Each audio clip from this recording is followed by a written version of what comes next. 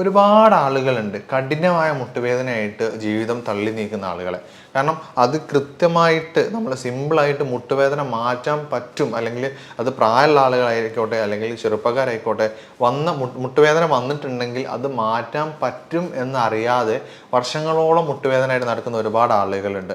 അതായത് നടക്കാൻ പറ്റുന്നില്ല, ഇരിക്കാൻ പറ്റുന്നില്ല, അവർക്കൊരു സ്ഥലത്തേക്ക് ഒരു യാത്ര പോലും ചെയ്യാൻ പറ്റാത്തൊരവസ്ഥ, സ്ഥിരമായിട്ടൊരു സ്ഥലത്ത് തന്നെ നിൽക്കേണ്ട ആ രൂപത്തിൽ ജീവിച്ചു പോകുന്ന ഒരുപാട് ആളുകളുണ്ട്. അപ്പോൾ അങ്ങനെ ഉള്ള ആളുകൾക്ക് പോലും നമുക്ക് മുട്ടുവേദന എന്ന് പറയുന്നത് നമുക്ക് പൂർണ്ണമായി മാറ്റാൻ പറ്റുമോ? അല്ലെങ്കിൽ അവർ ഇത് കാലാകാലം ഇങ്ങനെ അല്ലെങ്കിൽ എന്തെങ്കിലും എണ്ണയോ അല്ലെങ്കിൽ എന്തെങ്കിലും ഓയിൽമെൻ്റോ ഒക്കെ മുട്ടിന് പരട്ടി നടക്കുക എന്ന് പറയുന്നുണ്ട്. അപ്പോൾ അങ്ങനെ നടക്കേണ്ടോ? അല്ലെങ്കിൽ ഈ മുട്ടുവേദന ഇല്ലാത്ത ഒരു ലൈഫ് നമുക്ക് പോസിബിൾ ആണോ? തീർച്ചയായിട്ടും പോസിബിൾ ആണ്. പക്ഷെ അതിനു വേണ്ടി നമ്മൾ എന്താണ് അതിൻ്റെ കാരണം, റൂട്ട് കോസ് കണ്ടെത്തിയിട്ട് വേണം നമ്മൾ ട്രീറ്റ്മെൻറ്റ് ചെയ്യാൻ. ഓരോ വ്യക്തികളുടെയും ശരീരപ്രകൃതിയും കാര്യങ്ങളും എല്ലാം ഡിഫറെൻ്റ് ആണ്. സോ അതിനനുസരിച്ച് തന്നെ നമ്മൾ എടുക്കേണ്ട ട്രീറ്റ്മെൻറ്റ് ഡ്യൂറേഷനും ഡിഫറെൻ്റ് ആയിരിക്കും. ഇതിൽ തന്നെ ഏറ്റവും സാറ് പറഞ്ഞ പോലെ തന്നെ ഏറ്റവും ബുദ്ധിമുട്ട് അനുഭവിക്കുന്നത് എന്ന് പറഞ്ഞു കഴിഞ്ഞാൽ അത്രയും കാലം ലേഡീസ് ആണെങ്കിൽ അത്രയും കാലം വീട്ടിലെ എല്ലാ പണിയും എല്ലാവരുടെ കാര്യങ്ങളും നോക്കി നിന്നിരുന്നത് അവരായിരുന്നു എന്നവർ വരാറുണ്ട്. പക്ഷെ ഇന്ന് അവർക്ക് ഒരു ബാത്റൂം പോകാൻ പോലും മറ്റൊരാളെ ആശ്രയിച്ച് ജീവിക്കുക എന്ന് പറയുന്ന ഒരു അവസ്ഥയിലാണ്. ഇപ്പോൾ മുസ്ലിംസൊക്കെ ആണെങ്കിൽ ഒന്ന് നിസ്കരിക്കാൻ പോലും ഇരുന്ന് നിസ്കരിക്കേണ്ട ഒരു ഗതികേടുണ്ട്. അപ്പോൾ പല പേഷ്യൻസും ഇവിടെ വന്നിട്ട് പറയാറുണ്ട്, ഡോക്ടറെ എനിക്ക് വേറെ ഒന്നും വേണ്ട, എനിക്കൊന്ന് നിന്ന് നോർമലായി നിസ്കരിക്കാൻ പറ്റുന്ന ഒരു അവസ്ഥയിലേക്ക് എത്തിച്ചു തന്നാൽ മാത്രം മതി.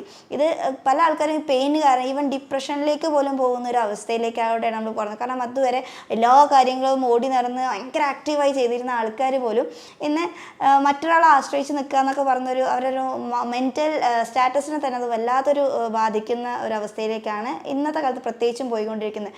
മെയിനായിട്ടും ഏജുള്ള ആൾക്കാരിലൊക്കെ ഏറ്റവും കൂടുതൽ കണ്ടുവരുന്നത് എല്ല് തേയ്മാനം അല്ലെങ്കിൽ മുട്ട് തേയ്മാനാണ് എന്ന് പറയുന്ന അവസ്ഥയാണ്. അതായത് ഓസ്റ്റിയോ ആർത്രൈറ്റിസ് അല്ലെങ്കിൽ OA ഓഫ് നീ എന്ന് പറയുന്ന ഒരു അവസ്ഥയാണ്.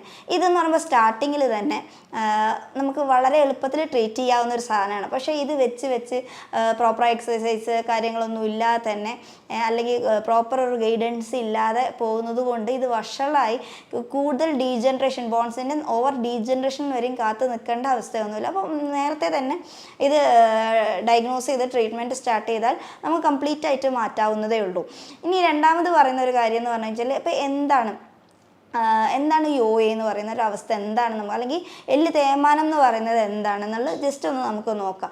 അതായത് എല്ല് തേയ്മാനം എന്ന് പറയുമ്പോഴത്തേനും നമ്മുടെ മുട്ടിൻ്റെ അല്ലെങ്കിൽ നീ ജോയിൻറ്റിൻ്റെ എല്ല് തേയ്മാനം എന്ന് പറയുമ്പോഴത്തേനും ഈ രണ്ട് ബോൺസ്, മുട്ടിൻ്റെ എല്ലിൻ്റെ അവിടെ താഴെയുള്ള രണ്ട് ബോൺസിൻ്റെ ഇടയിൽ സൈനോവിയൽ ഫ്ലൂയിഡ് എന്ന് പറഞ്ഞിട്ടൊരു ഫ്ലൂയിഡ് ഉണ്ട്. സോ അതിൻ്റെ അളവ് കുറയുകയും പരസ്പരം ഈ ബോൺസ് നമ്മൾ ഒരഞ്ഞ് അവിടെ ഡീജനറേറ്റീവ് ചേഞ്ചസ് ഉണ്ടാവുകയും ചെയ്യുന്നൊരവസ്ഥയാണ്. സോ അതുകൊണ്ട് തന്നെ ഇത് ഓവറായിട്ട് ബോൺസ് കാര്യങ്ങളൊക്കെ കംപ്ലീറ്റ്ലി ഡീജനറേറ്റീവ് ആയി പോവുക, അങ്ങനത്തെ ഒക്കെ ഒരു സാഹചര്യം മുന്നേ തന്നെ ഒഴിവാക്കാൻ ശ്രമിക്കുക. അപ്പോൾ ഇതിൽ പകുതിയോളം നമ്മളൊരു പ്രധാനപ്പെട്ട ഒരു കാരണമാണ് ഒബ്യൂസിറ്റി. അതായത് മുട്ട് അല്ലെങ്കിൽ നമ്മുടെ കാലുകളുടെ എല്ലുകളാണ് നമ്മൾ വെയിറ്റ് ബിയറിങ് ബോൺസ് എന്ന് പറയുന്നത്. നമ്മുടെ മൊത്തം ഭാരത്തിൻ്റെ വെയിറ്റ് ബിയർ ചെയ്യുന്നത് ഈ എല്ലുകളാണ്. സോ അതുകൊണ്ട് തന്നെ ഇതിന് ഓവർ വെയിറ്റ് വരുമ്പോൾ അവിടെ സ്ട്രെയിന് കൂടുകയും ഇതൊരു കാരണമായിട്ട് വരാറുണ്ട്. പിന്നെ എക്സസീവായിട്ട് ഉള്ള വർക്ക് ലോഡ്, പ്രഷർ, ഇതെല്ലാം കാരണം കൊണ്ട് ഈ എക്സസീവായിട്ട് നമ്മൾ കുറേ എക്സസീവായിട്ട് കുറേ നടക്കുക, ഓടുക, ചാടാപാടുക, അല്ലെങ്കിൽ അതേപോലെ തന്നെ വീണിട്ട് റിപ്പീറ്റഡ് ഇഞ്ചറി വരിക, ഇതെല്ലാം ഇതിനൊരു ഫാക്ടറായിട്ട് വരാറുണ്ട്. ഇനി ഇതിലേറെ രസകരം എന്താണെന്ന് വെച്ച് കഴിഞ്ഞാൽ ഇന്ന് ചെറിയ കുട്ടികൾ പോലും ഡോക്ടറെ എനിക്ക് അവിടെ വേദനയാണ്, ഇവിടെ വേദനയാണ്, അല്ലെങ്കിൽ എൻ്റെ മുട്ടുകാലിന് വേദനയാണ്, എനിക്ക് സഹിക്കാൻ വയ്യ, പെയിനാണ്, ബോൺ പെയിൻസ്, എല്ലാം ബോഡിയിൽ ഫുൾ പെയിനാണ്, എനിക്ക് സഹിക്കാൻ വയ്യ ഡോക്ടറെ എന്ന് പറഞ്ഞിട്ട്. പക്ഷെ പറഞ്ഞ രസകരമായ കാര്യം എന്താ, ഈ പറയുന്ന ആൾക്ക് എനിക്ക് കുറേ മിനിറ്റോളം സംസാരിക്കണം എന്ന് പറയും, പക്ഷെ എല്ലാം വേദനയിലായിരിക്കും അവസാനിക്കുന്നത്. ഇത് പല കാരണം കൊണ്ടാവാം. ഇന്ന് നമ്മൾ കുട്ടികളിൽ നമ്മൾ അവിടെ എല്ല് തേയ്മാനത്തിൻ്റെ ഉള്ള ടൈമോ കാര്യങ്ങളൊന്നും അല്ല, പക്ഷെ അവിടെ നമ്മൾ അപ്പോൾ എന്താണ് കാരണം, മൂല കാരണം എന്താണെന്നുള്ളത് സോർട്ട് ഔട്ട് ചെയ്തിട്ട് വേണം നമ്മൾ ട്രീറ്റ്മെൻറ്റ് ചെയ്യാൻ. അപ്പോൾ കുട്ടികളിലൊരു പ്രധാനപ്പെട്ട ഒരു ഇത് റീസൺ നമുക്ക് പറയുമ്പോൾ RA അല്ലെങ്കിൽ ആമവാദം, റുമറ്റോയിഡ് ആർത്രൈറ്റിസ് എന്നൊക്കെ പറയുന്ന ഒരു അവസ്ഥ കണ്ടുവരാറുണ്ട്. സോ ഇതിൻ്റെ കോസ് എന്താണെന്ന് നമ്മൾ കണ്ടുപിടിക്കണം. സോ അപ്പോൾ അതിന് ആദ്യമേ അവരുടെ ഒരു RA ഫാക്ടർ ബ്ലഡിൽ ചെക്ക് ചെയ്യാൻ പറയാം, കാൽഷ്യം ടെസ്റ്റ് ചെയ്യുക, വൈറ്റമിൻ D ടെസ്റ്റ് ചെയ്യുക, അതേപോലെ തന്നെ അങ്ങനെ കുറച്ച് ടെസ്റ്റൊക്കെ നോക്കാം. സോ അത് എന്താണോ അതിൻ്റെ മെയിൻ കാരണം എന്താണോ അത് അറിഞ്ഞിട്ട് നമ്മൾ ട്രീറ്റ്മെൻറ്റ് ചെയ്യുമ്പോൾ തന്നെ പകുതി ഇതാവും. പിന്നെ കുറേ ലൈഫ് സ്റ്റൈൽ കാരണം കൊണ്ട് വരാറുണ്ട്. ഇന്ന് നമ്മുടെ ശരീരത്തിൽ അല്ലെങ്കിൽ നമ്മുടെ ഒരു ബെറ്റർ ഹാഫ് എന്ന് പറയുന്നത്, അല്ലെങ്കിൽ നമ്മുടെ ഒരു സോൾ എന്ന് പറയുന്ന രീതിക്ക് തന്നെ, സോ ഒരു സോൾമേറ്റ് എന്നുള്ള ലെവലിലേക്ക് തന്നെ നമുക്ക് നോക്കിയാൽ തന്നെ ഒരു ബെറ്റർ ഹാഫ് എന്ന് പറയുന്നത് ബാക്ടീരിയസ് ആണ് അല്ലേ. സോ നമ്മുടെ എന്തൊരു ഇത് ഇപ്പോൾ ഡൈജഷൻ ആയിക്കോട്ടെ എന്തും ആയിക്കോട്ടെ അതിലെല്ലാം അബ്സോർപ്ഷൻ നടക്കണമെങ്കിൽ എന്ത് വേണം? ബാക്ടീരിയാസ് വേണം. സോ നമ്മുടെ ശരീരത്തിൽ ഇത് കേട് എന്നുള്ളതല്ല, നല്ല ബാക്ടീരിയാസും ഉണ്ട്, ചീത്ത ബാക്ടീരിയാസ്. ഇതിൽ ഈ ബാക്ടീരിയാസിൻ്റെ അളവ് കുറയുകയോ അല്ലെങ്കിൽ എക്സസൈസ് ആവുകയോ ചെയ്യുമ്പോഴും നമുക്ക് ഇത്തരത്തിലുള്ള പ്രശ്നങ്ങളോ കാര്യങ്ങളൊക്കെ കണ്ടുവരാറുണ്ട്. സോ അങ്ങനത്തെ ഒരു കേസാണ് ഈ കുട്ടിക്ക് RA വരാനൊരു അല്ലെങ്കിൽ ആമവാദം വരാൻ കാരണമെങ്കിൽ, അതായത് പ്രോപ്പറായിട്ട് അൺഡൈജസ്റ്റഡ് ഫുഡ്സ് പ്രോപ്പറായിട്ട് പ്യൂരിഫൈഡ് ആയതിന് ശേഷം അങ്ങനെയും ഡെവലപ്പ് ചെയ്യാറുണ്ട് റയറായിട്ട്. ഓക്കെ, സോ അങ്ങനെ ഡെവലപ്പ് ചെയ്യുന്നതാണെങ്കിൽ നമുക്ക് എന്ത് ചെയ്യാം? ഈസിലി ട്രീറ്റബിൾ ആണ്. ഓക്കെ, കുറച്ചുകൂടി എളുപ്പത്തിൽ ഇത് ട്രീറ്റ് ചെയ്യാൻ പറ്റുന്നതേ ഉള്ളൂ. ഓക്കെ, പിന്നെ രണ്ടാമത് നമുക്ക് പറയാവുന്നതാണ്, ഇതാണ് RAൻ്റെ ഫാക്ടർ. ഇനി അതല്ല, ഇനി ചില കുട്ടികൾ വളർന്നു വരുമ്പോൾ കാൽഷ്യം അബ്സോർപ്ഷൻ വളരെ കൂടുകയും സോ ഇതിന് കാൽഷ്യം ഡെഫിഷ്യൻസി വരാനുള്ള സാധ്യതയും കൂടുതലാണ്. സോ അതുകൊണ്ട് തന്നെ കുട്ടികൾക്ക് എപ്പോഴും നോക്കിയാലും ശരീരവേദന, ക്ഷീണം, അതേപോലെ തന്നെ ജോയിൻറ്റ് പെയിന്, മസിൽ പെയിന് ഇങ്ങനെയൊക്കെ കണ്ടുവരാറുണ്ട്. സോ അതിനനുസരിച്ചിട്ടുള്ള വേ ഓഫ് ട്രീറ്റ്മെൻറ്റ് നമ്മൾ കൊടുക്കുക. സോ എന്തായാലും ഇന്നത്തെ കാലത്ത് ഈ കുട്ടികളിൽ കൂടുതലും ഈ പ്രശ്നം വരാൻ തന്നെ മെയിൻ കാരണം പറഞ്ഞാൽ ഒന്ന് സൺലൈറ്റ് അല്ലേ. സൺലൈറ്റ് എന്ന് പറയുമ്പോൾ സൺലൈറ്റ് ഇപ്പോൾ വെയിലും ചൂടും കാര്യങ്ങളൊക്കെ ഉണ്ടെങ്കിലും അതല്ല ഫാക്ടർ. നമ്മുടെ കുട്ടികളെ നമ്മളൊന്ന് പുറത്തേക്കൊന്ന് കളിക്കാൻ പോലും വിടാറില്ല അല്ലേ. പണ്ടത്തെ കാലത്തെ നോക്കി എല്ലാവരും ഗ്രൗണ്ടിൽ പോയി കളിക്കുക. ഇന്നാണെങ്കിൽ നമ്മുടെ റൂമിൽ അല്ലെങ്കിൽ ഒരു AC റൂമിൽ കുട്ടീനെ അടച്ച് വെച്ച് അതിനെ ആ കുട്ടീൻ്റെയൊക്കെ ഒരു മൊബൈലും കയ്യിൽ കൊടുത്ത് നീ കളിച്ചോളി, ഇവിടെ വീട്ടിലിരുന്ന് കളിച്ചോളി, അല്ലെങ്കിൽ നീ പഠിച്ചോളി, ഇങ്ങനെ പറഞ്ഞൊരു സാഹചര്യം. സോ ഇത് അവരുടെ ഡെവലപ്മെൻറ്റിനെ തന്നെ വല്ലാത്ത രീതിയിലാണ് എഫക്റ്റ് ചെയ്യുന്നത്. സോ ഇതും ഒരു കാരണം തന്നെയാണ്. ഇനി മൂന്നാമതൊരു കാര്യം എടുത്ത് നോക്കിക്കുക, പ്രോപ്പർ എക്സസൈസ് ഇല്ലാത്തൊരു കാര്യം നമുക്ക് ഒരു മെയിൻ ഇതാണ്. പ്രോപ്പറായിട്ട് സെഡൻറ്ററി ലൈഫ്, അതായത് ഒരു സ്ഥലത്ത് നിന്ന് തന്നെ ജോലി ചെയ്യുക, ഇത് ഇതിനൊരു കാരണമാവാറുണ്ട്. മൂന്നാമത് എന്താണെന്ന് വെച്ച് കഴിഞ്ഞാൽ എക്സസൈസ് തീരെയില്ല. കഴിക്കുന്ന ഫുഡ് ഇങ്ങനെ ലൈക്ക് കുറേ ഫുഡ് വാരി വലിച്ച് തിന്നിട്ട് അതിന് ഒരു എക്സസൈസോ കാര്യങ്ങളില്ല. പിന്നെ വീട്ടിൽ നിന്ന് പുറത്തേക്ക് ഇറങ്ങുകയാണെങ്കിൽ തന്നെ, അല്ലെങ്കിൽ ഒന്ന് സ്റ്റെപ്പ് കയറുകയാണെങ്കിൽ തന്നെ ഒന്നുകിൽ കാറിൽ അല്ലെങ്കിൽ ലിഫ്റ്റിലേ പോവുള്ളൂ. ഒരു സ്റ്റെപ്പ് പോലും ഫസ്റ്റ് ഫ്ലോർക്ക് പോകാനുള്ള ഒരു സ്റ്റെപ്പ്, ഗ്രൗണ്ട് ഫ്ലോറിൽ നിന്ന് ഫസ്റ്റ് ഫ്ലോർക്ക് പോലും നമ്മൾ സ്റ്റെപ്പ് കയറില്ല. മാക്സിമം ഇപ്പോൾ കടയിൽ പോയാൽ പോലും നമ്മളൊരു സാധനം വാങ്ങാൻ പോകുമ്പോൾ ലിഫ്റ്റിലേക്ക് പോവാം.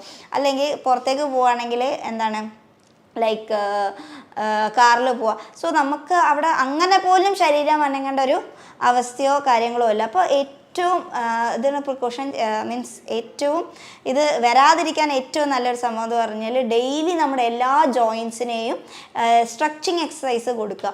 സ്ട്രെച്ചിങ് എക്സസൈസ് എങ്കിലും കൊടുക്കുക. മിനിമം എല്ലാ ജോയിൻസും ഡെയിലി ഒരു 10 മിനിറ്റ്സ് എങ്കിലും മൂവ് ചെയ്യുന്നുണ്ട് എന്നുള്ളത് ഉറപ്പ് വരുത്തുക എന്നുള്ളതാണ് പ്രധാനമായിട്ടും ശ്രദ്ധിക്കേണ്ടത്. ഇനി അടുത്തൊരു കോമഡി എന്താണെന്ന് വെച്ച് കഴിഞ്ഞാൽ നമ്മുടെ പാരൻസ് തന്നെ അല്ലെങ്കിൽ നമ്മുടെ സൊസൈറ്റിയിലെ ആൾക്കാർ ഇന്ന് എക്സസൈസ് ചെയ്യാൻ പോകുന്ന ആൾക്കാരെ പോലും പിന്നോട്ട് വലിക്കുന്ന രീതിയിലാണ്. അയ്യോ അത് ചെയ്യാൻ പാടില്ല, ഇത് ചെയ്യാൻ പാടില്ല, അല്ലെങ്കിൽ ആ എക്സസൈസിന് ഒരു യോഗ സെൻറ്റർക്ക് പോകണ്ട, അല്ലെങ്കിൽ ഒരു ജിമ്മിന് പോകണ്ട, അങ്ങനെ ഒരു ഫാക്ടറാണ്. കാരണം ഇതൊക്കെ എന്തൊരു കേടാണെന്നുള്ളൊരു പല മിത്തുകൾ കാരണം കൊണ്ടുള്ള ഒരു ഇതാണ്. പക്ഷെ അതുകൊണ്ട് തന്നെ ഇന്ന് നമ്മുടെ ലൈഫ് സ്റ്റൈലിൽ കാരണം കൊണ്ടും പല അസുഖങ്ങളും നമുക്ക് ശ്രദ്ധിച്ചിരുന്നെങ്കിൽ തടയാവുന്ന പല രീതിയിലുള്ള അസുഖങ്ങളും അങ്ങനെ ഉണ്ടായിട്ട് ഡെവലപ്പ് ചെയ്യുന്നതാണ്. ഓക്കെ, അതിലൊന്ന് തന്നെയാണ് ഈ ജോയിൻസിനൊക്കെ ഉണ്ടാകുന്ന പെയിനും കാര്യങ്ങളൊക്കെ. ഇനി നമ്മൾ പറഞ്ഞു കാൽഷ്യം ഡെഫിഷ്യൻസീൻ്റെ കാര്യം പറഞ്ഞു. ഇനി കാൽഷ്യം ഡെഫിഷ്യൻസീൻ്റെ കാര്യത്തിലേക്ക് കിടക്കാം. സോ അങ്ങനെ ഒരു വരികയാണെങ്കിൽ നമ്മൾ പറഞ്ഞു അവർക്ക് മസിൽ പെയിൻ ഉണ്ടാവും, ടയർഡ്നെസ് ഉണ്ടാവും, ജോയിൻറ്റ് പെയിൻസ് ഉണ്ടാവും, ഭയങ്കര ക്ഷീണം. ഇനി എന്തും ആയിക്കോട്ടെ, ഇനി ഇതൊന്നും ഇല്ലെങ്കിലും ബോണിൻ്റെ സ്ട്രെങ്തനിങ് ആവശ്യമായിട്ട് വരികയാണെങ്കിൽ അവിടെ നമുക്ക് എന്ത് വേണം? കാൽഷ്യം നമുക്ക് നിർബന്ധമായി വേണം. സോ നമ്മുടെ ഫുഡിൽ നമ്മൾ എള്ളൊക്കെ ആഡ് ചെയ്യാൻ നോക്കുക. എള്ളുണ്ട ആഡ് ചെയ്ത് കഴിഞ്ഞാൽ അത് നല്ലതായിരിക്കും. പിന്നെ അതേപോലെ തന്നെ പാല്, മുട്ട, അതേപോലെ തന്നെ ലൈക്ക് ചിയാ സീഡില്ലേ, നമ്മുടെ chia seed 2 spoon chia seed എടുത്തിട്ട് അത് 1/2 ഗ്ലാസ് മോരും വെള്ളത്തിൽ കലക്കിയിട്ട് കുടിച്ചു ചെയ്യുന്നത് വളരെ നല്ലതായിരിക്കും. അത് കാൽസ്യം അബ്സോർപ്ഷനൊക്കെ കൂട്ടാനും ഒക്കെ നന്നായിട്ട് സഹായിക്കുന്ന ഒന്നാണ്. സോ ഇങ്ങനെയൊക്കെ ചെയ്യുമ്പോൾ തന്നെ കാൽഷ്യം ഇൻക്രീസ് ചെയ്യുകയും ആ ഒരു വേദനയും കാര്യങ്ങളൊക്കെ ഒന്ന് കുറഞ്ഞു വരികയും ചെയ്യും. പിന്നെ അതേപോലെ തന്നെ വൈറ്റമിൻ ഡി ഡെഫിഷ്യൻസി അല്ലെങ്കിൽ വൈറ്റമിൻ ഡി സപ്ലിമെൻറ്റ് അങ്ങനെകൾ പോവുക, അല്ലെങ്കിൽ നന്നായിട്ട് വെയിൽ കൊള്ളുക, അങ്ങനത്തെ കാരണം കൂടുതൽ വെയിൽ നിന്നിട്ട് വെയിൽ കൊള്ളുമ്പോൾ മാത്രമേ നമ്മുടെ ശരീരത്തിലേക്ക് ഈ വൈറ്റമിൻ D3 അബ്സോർപ്ഷൻ കിട്ടുന്നുള്ളൂ. സോ അങ്ങനെ വെയിലൊക്കെ കൊള്ളുക. ആരെയുള്ള ആൾക്കാരാണെങ്കിൽ പോലും നമുക്ക് കുറച്ച് നമ്മുടെ ബോഡിയൊക്കെ ഒന്നൊരു മസാജ് ചെയ്ത് ഒന്ന് രാവിലെ കുറച്ച് രാവിലത്തെ നട്ടുച്ചത് 12 മണിക്ക് 4 മണിക്ക് പോയി കൊള്ളാനല്ല കേട്ടോ പറയുന്നത്, ശ്രദ്ധിക്കുക. ഇന്നത്തെ ചൂടിന് ആ സമയത്ത് പോയി കേട്ട വേറെ എന്തെങ്കിലും വരും. ഇപ്പോൾ രാവിലത്തെ ഇളം വെയിൽ കുറച്ച് നമ്മൾ ഈ ഒന്നുമില്ലെങ്കിൽ ഒരു വീക്ക്ലി വൺസെങ്കിലും ഒന്നുമില്ലെങ്കിൽ കുറച്ച് വെളിച്ചെണ്ണയോ അങ്ങനെ എന്തെങ്കിലുമൊക്കെ തേച്ച് നന്നായിട്ട് ബോഡി ഫുള്ള് മൂവ് ചെയ്യുക. അതായത് ഓരോ മസിൽസും ലൈക്ക് നമ്മുടെ കൈ ഫസ്റ്റ് ഫിംഗേഴ്സ് ആണെങ്കിൽ ഫിംഗേഴ്സ് ഫുള്ള് മൂവ് ചെയ്യുക, പ്രസ്സിങ് എക്സസൈസ് ചെയ്യുക. പിന്നെ അതേപോലെ തന്നെ ഈ നമ്മുടെ റിസ്റ്റ് ബാക്കും ഫ്രണ്ടും ഇങ്ങനെ മൂവ് ചെയ്യുക, അങ്ങനെ ഓരോന്നും സൈഡിലേക്ക് മൂവ് ചെയ്യുക. എല്ലാ മൂവ്മെൻറ്റ്സും എല്ലാ ജോയിൻസിനും മൂവ്മെൻറ്റ്സ് ഉണ്ടാവുന്നുണ്ടെന്ന് ഉറപ്പ് വരുത്തുക. ഓക്കെ. സോ അതേപോലെ തന്നെ മുട്ടിന് അങ്ങനെ ഓരോന്നും എല്ലാത്തിനും മിനിമം 10 മിനിറ്റ് സ്ട്രെച്ചിങ് എക്സസൈസ് എങ്കിലും ചെയ്യുക. ഇനി അതല്ലെങ്കിൽ നമുക്ക് shoulder pain, so shoulder movements നന്നായിട്ട് ഫ്രണ്ടിലേക്കും അതേപോലെ തന്നെ ബാക്കിലേക്കും റൊട്ടേറ്റ് ചെയ്യുക. സോ ഇങ്ങനെ ഓരോ മൂവ്മെൻറ്റ്സ്, അതേപോലെ തന്നെ എൽബോക്ക് വേണ്ടിയിട്ട് ഫ്ലെക്സും എക്സ്റ്റൻഷനും ചെയ്യുക, മടക്കി നിവർത്തുക. അതായത് എല്ലാ സംഭവങ്ങൾ കുറേ കാലം നമ്മൾ അനങ്ങാതൊരു സ്ഥലത്ത് കിടന്നു കഴിഞ്ഞാൽ പിന്നെ നമുക്ക് അത് അനക്കുമ്പോൾ വളരെ ബുദ്ധിമുട്ടായി, പിന്നെ അവിടെ നിന്ന് എണീക്കാൻ പോയി നമുക്ക് പറ്റാത്തൊരവസ്ഥ വരും അല്ലേ. ഇതേപോലെ തന്നെ നിങ്ങളൊന്ന് ചിന്തിച്ചിട്ടുണ്ടോ? നിങ്ങൾക്ക് ബോൺ പെയിൻ ഉണ്ട്, അല്ലെങ്കിൽ മുട്ടുവേദന ഉണ്ട്, തുടങ്ങിയ പ്രശ്നങ്ങളൊക്കെ ഉണ്ട്. പക്ഷേ എത്ര ദിവസം നിങ്ങളുടെ ഏതൊക്കെ എല്ലുകൾ ഒരു ദിവസം അല്ലെങ്കിൽ സ്ട്രെച്ച് ചെയ്യാനെങ്കിലും നിങ്ങൾ ശ്രമിക്കുന്നുണ്ട് എന്നുള്ളതൊന്ന് ചിന്തിച്ച് നോക്കൂ. അതിൽ തന്നെ നിങ്ങൾക്ക് അതിൽ ചെയ്യുന്ന മിസ്റ്റേക്കുകൾ പലതും മനസ്സിലാവും. പ്രോപ്പറായിട്ട് നമുക്ക് വേണ്ടത് അതേപോലെ മുട്ടിനാണെങ്കിൽ ഇപ്പോൾ ഓൾറെഡി ഓയൊക്കെ ഉള്ള ആൾക്കാരാണെങ്കിൽ, അല്ലെങ്കിൽ എല്ല് തേയ്മാനമുള്ള ആൾക്കാരാണെങ്കിൽ, തേയ്മാനമൊക്കെ വന്ന ആൾക്കാരാണെങ്കിൽ ഭയങ്കര പാടായിരിക്കും. സോ അവിടെ പോയിട്ട് ഹെവി വെയിറ്റ് എടുത്തുള്ള എക്സസൈസൊക്കെ ചെയ്ത് ഓൾറെഡി അവിടെ ഫ്ലൂയിലും ഇല്ല ഒന്നുമില്ല, അങ്ങനെ ഡീജനറേഷൻ വന്നുകൊണ്ടിരിക്കുന്ന അവസ്ഥയിലാണ്. അപ്പോൾ അത് കൂട്ടാതെ ലൈക്ക് അവിടെ മസിൽ സ്ട്രെങ്തനിങ് ചെയ്യാൻ ശ്രമിക്കുക. ഈ മസിൽസ് സ്ട്രെങ്തൻ ചെയ്യുന്ന സമയത്ത് അതിൻ്റെ പെയിന് നിങ്ങൾക്ക് വളരെയധികം ഫീൽ ആവാതെ വരും, കുറയുന്ന രീതിയിൽ. ലൈക്ക് നിങ്ങൾക്ക് സ്വിമ്മിങ് വേണമെങ്കിൽ ചെയ്യാം. സ്വിമ്മിങ്ങിൻ്റെ സമയത്ത് അവിടെ ബോൺസിന് വലിയ കാര്യമായിട്ടുള്ള മൂവ്മെൻറ്റോ കാര്യങ്ങളൊന്നുമില്ല, പക്ഷേ അവിടെ മസിൽസ് എല്ലാം മൂവ്മെൻറ്റ് ചെയ്തിട്ട് അവിടെ ഒരു എക്സസൈസ്, മസിൽസിന് എക്സസൈസ് പോയി അവിടെ സ്ട്രെങ്തനിങ് ആവുന്നുണ്ട്. പിന്നെ ചില വാക്കിങ് ചെയ്യാം. ഇങ്ങനത്തെ കാര്യങ്ങളൊക്കെ നമുക്ക് ഓയേൻ്റെ കേസസിൽ ചെയ്യാം. ഓക്കെ.